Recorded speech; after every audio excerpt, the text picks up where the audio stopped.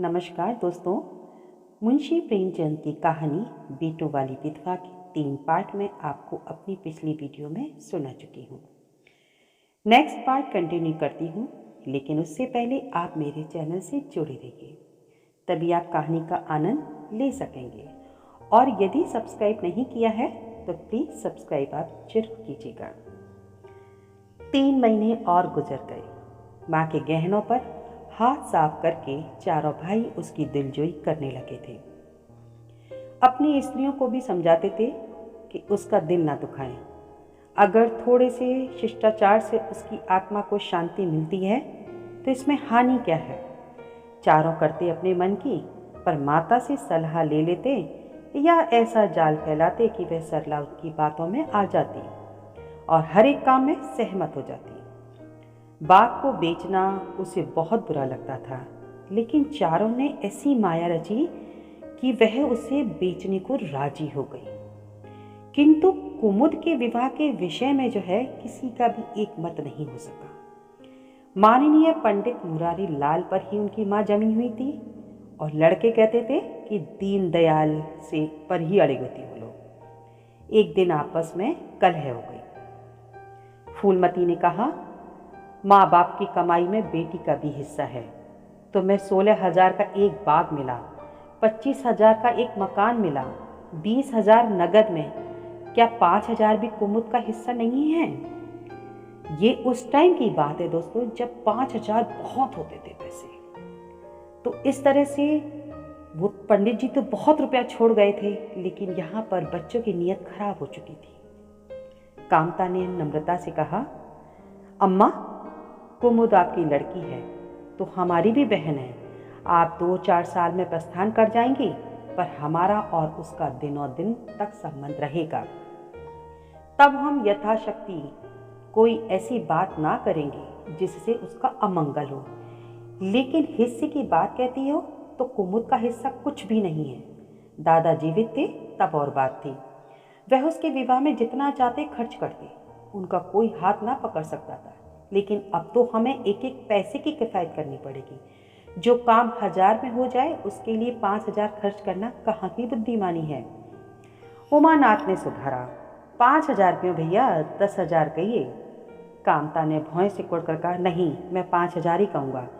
एक विवाह में 5,000 करने की हमारी हैसियत नहीं है।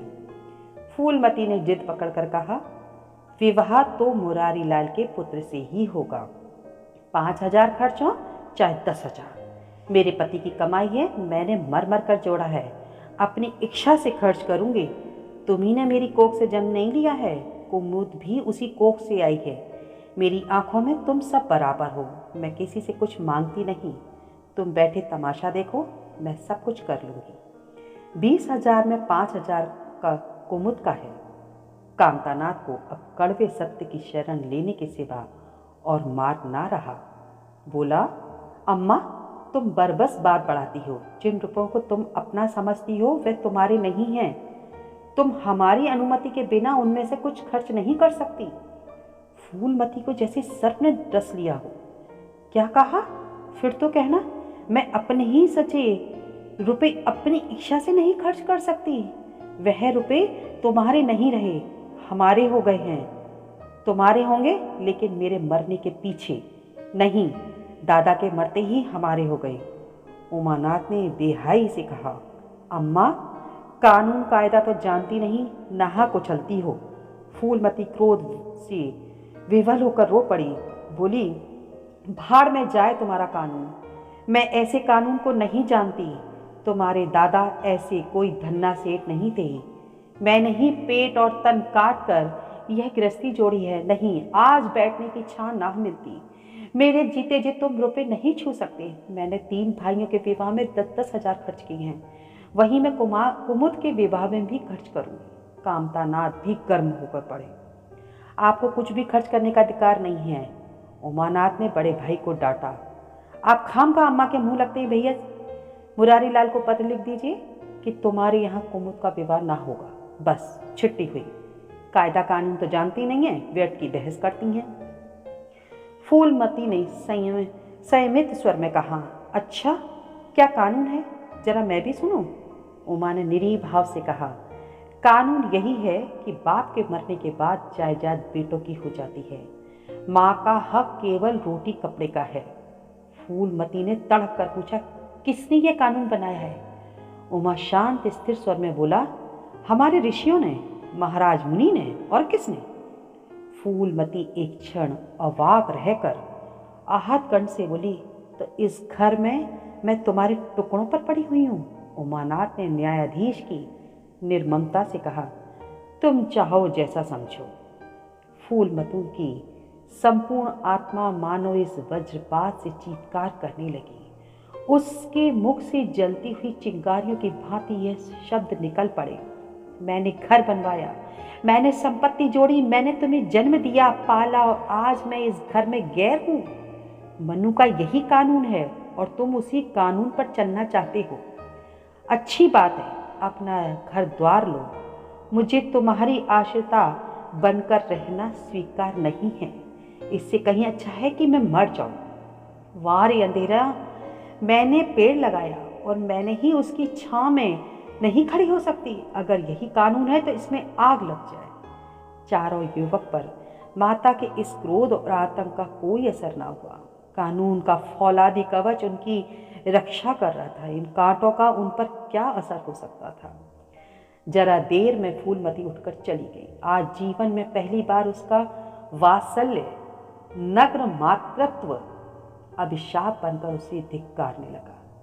जिस मातृत्व को उसने जीवन की विभूति समझा था, जिसके चरणों पर वह सदैव अपनी समस्त अभिलाषाओं कामना को अर्पित करके अपने को धन्य मानती थी, वही मातृत्व आज उसे अग्निकुंड सा जान पड़ा, जिसमें उसका जीवन जलकर भस्म हो गया।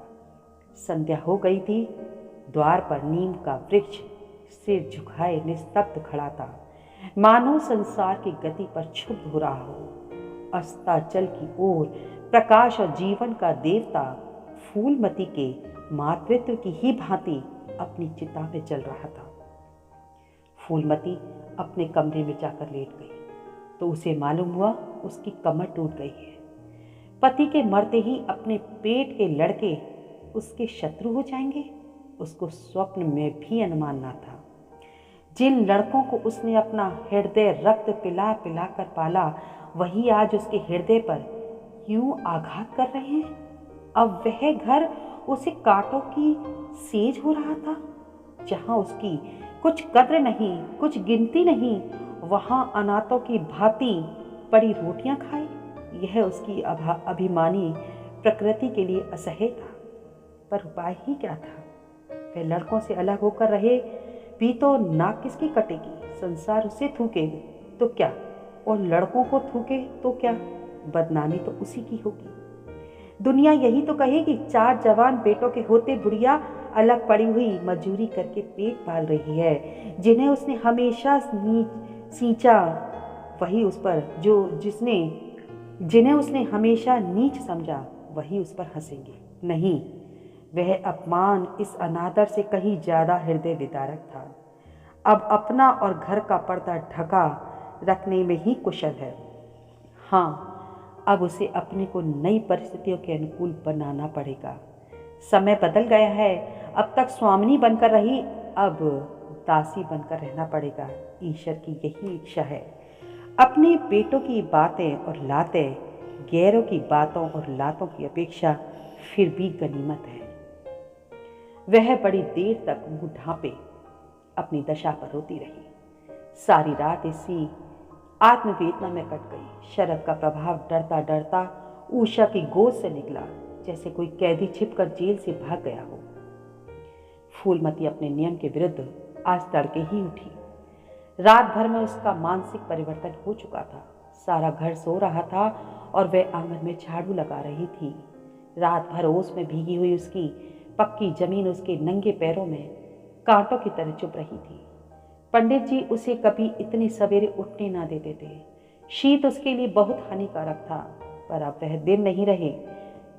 प्रकृति उसको भी समय के साथ बदल देने के लिए प्रयत्न कर रही थी।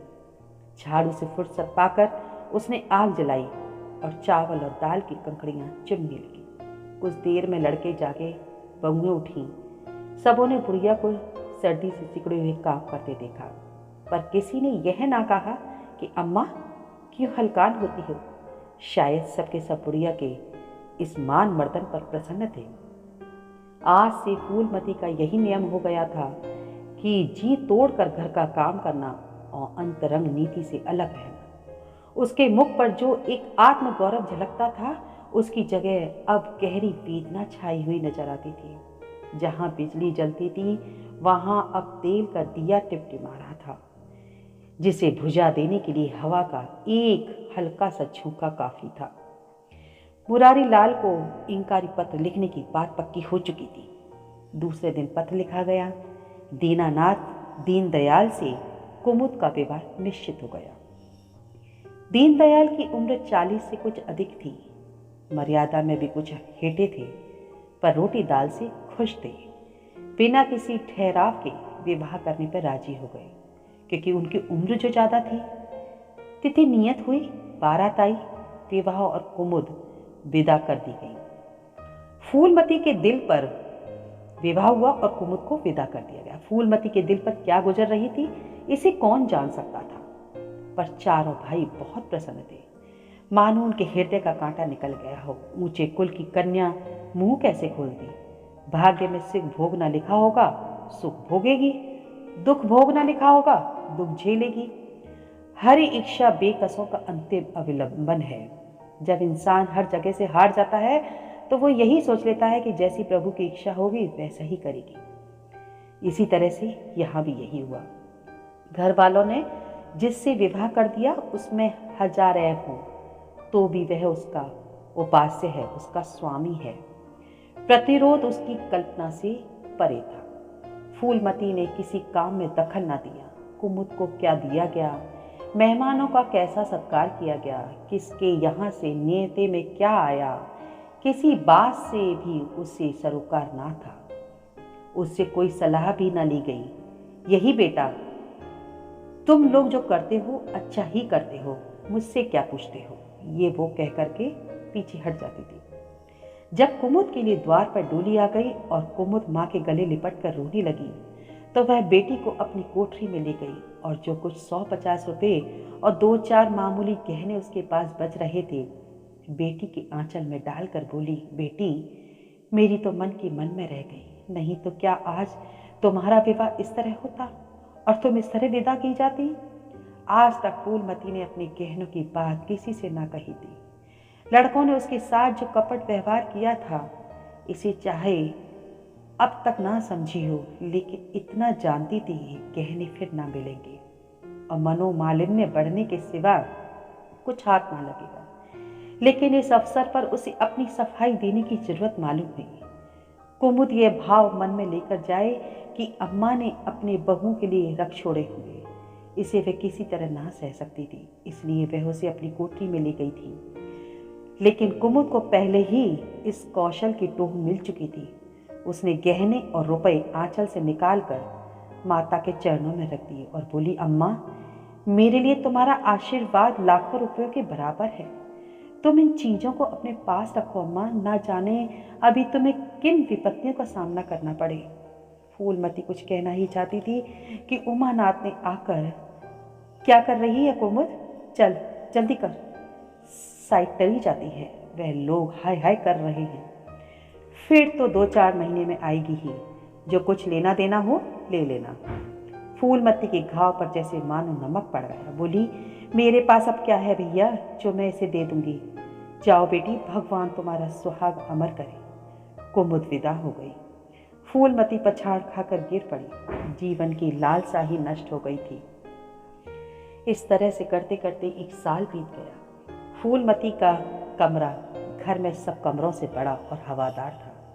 कई महीनों से उसने बड़ी बहू के लिए खाली कर दिया था और खुद एक छोटी सी कोठरी में रहने लगी, जैसे कोई भिखारिन हो।